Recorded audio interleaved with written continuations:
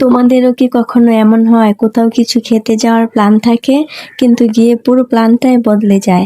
আমাদেরও সেদিন তাই হয়েছিল। আমরা দুজন গিয়েছিলাম 300 ফিট আর পূর্বাচলের দিকে। আমার আর আমার জামাইয়ের অনেক দিনের প্ল্যান ছিল ভাইরাল শাকিলার হাঁসের মাংস খাওয়া। ফেসবুকে অনেকবারই দেখেছি শাকিলার হাঁসের মাংসের ভিডিও, তাই অনেক এক্সাইটেড ছিলাম। কিন্তু গিয়ে দেখি দোকান বন্ধ। সত্যি বলতে আমি ভেবেছিলাম কি একটাই হয়তো, কিন্তু না, গিয়ে তো দেখি অনেক অনেক দোকান, কোনো অভাব নাই। অনেকক্ষণ ঘোরাঘুরি করলাম, তারপর পরিবার পরিজন নামে যে একটা দোকান আছে ওইটাতে ঢুকলাম।